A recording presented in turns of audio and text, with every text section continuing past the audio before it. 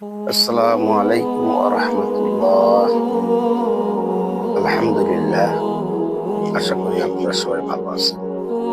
আমি আল্লাহর রহমতে ভালো আছি। আমি আজকে যে তিনটা কথা বলবো, সেই কথাগুলো আমাদের 100% আমল করা দরকার। কিন্তু আমরা এই তিনটি বিষয়ে সংস্কার করতে পারি, সমাজ সংস্কার হয়ে যাবে। আমরা আজ অনেকেই বলি সংস্কার করতে হবে, দলের সংস্কার করতে হবে, রাষ্ট্রের সংস্কার করতে হবে, পরিবারের সংস্কার করতে হবে, জীবনের সংস্কার করতে হবে। কিন্তু সংস্কার সংস্কার করে আমরা করতেছি, কিন্তু সংস্কারের গাড়িটা চালান লাগবে কোন জায়গা থেকে, সেটা আগে আমাদের ভাবতে হবে। আগে নিজ থেকে সংস্কার শুরু করতে হবে। আল্লাহ তাআলা কোরআনের মধ্যে বলেছেন, ইয়া আইয়ুহাল্লাযীনা আমানু কু আনফুসাকুম, হে ঈমানদাররা, তোমরা নিজেকে আগুন থেকে বাঁচাও, নিজের আত্মাকে আগে সংস্কার করো। রাসূল পাক সাল্লাল্লাহু আলাইহি ওয়াসাল্লাম, সাহাবায়ে কেরাম, তাবেঈন, আইম্মায়ে মুজতাহিদিন, এরকম ভাবে যত বুজুর্গানে দিন দুনিয়া থেকে জেনেছে, তারা কোন জায়গাগুলোকে সংস্কার করছে, এই জায়গাগুলো আমাদের চিহ্নিত করতে হবে। ওই জায়গাকে যদি আমরা সংস্কার করতে পারি, ওই জায়গাগুলোকে যদি আমরা মেরামত করতে পারি, তাহলে সমাজ সংস্কার হয়ে যাবে।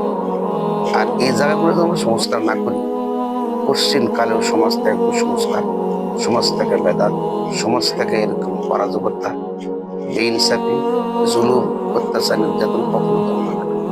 1 নম্বর সংস্কার করতে হবে আমাদের কলবের সংস্কার। কলবকে সুন্দর করতে হবে। কলবের মধ্যে আল্লাহর প্রেম ঢুকাইতে হবে, কলবের মধ্যে আল্লাহর ভয় ঢুকাইতে হবে। কলব যদি ভালো হয়ে যায়, কলবে যদি আল্লাহর মহব্বত আর আল্লাহর প্রেম থাকে, ওই কলব দিয়ে কখনো 2 নম্বরে কাজ হবে না, গুনার কাজ সংগঠিত হবে না। এটা আল্লাহ রাসূল বলেন, 1 নম্বরে আমরা কলবকে সংস্কার করব। কলব ভালো হয়ে গেলে অটোমেটিক আমার গোটা দেহ ভালো হয়ে যাবে। দেহ যখন ভালো হয়ে যাবে, তখন আমার পরিবার ভালো হয়ে যাবে।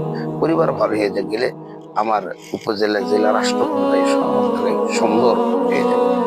2 নম্বরে আমাদের সংস্কার করতে হবে আমাদের আখলাক, চরিত্র।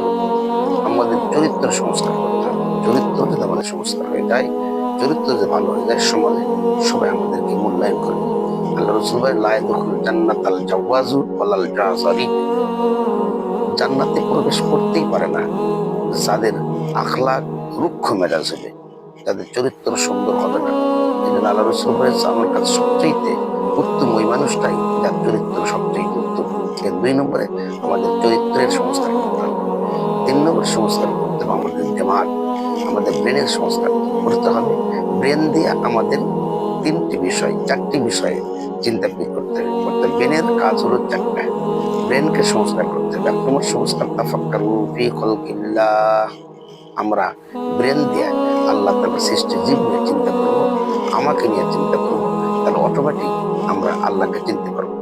2 নম্বরে ব্রেনের দ্বারা আমাদের সংস্কার করতে হবে, চিন্তা করতে হবে, তাফাক্কুরু ফিল মাউত ওয়া ফিমা বাদাল মাউত, আমার মৃত্যু কিভাবে হবে এবং মৃত্যুর পরের জীবনটা কি হবে, এই নিয়ে কলম দিয়ে আমাদের এইভাবে আমাদের দিমাগ দ্বারা চিন্তা করতে হবে।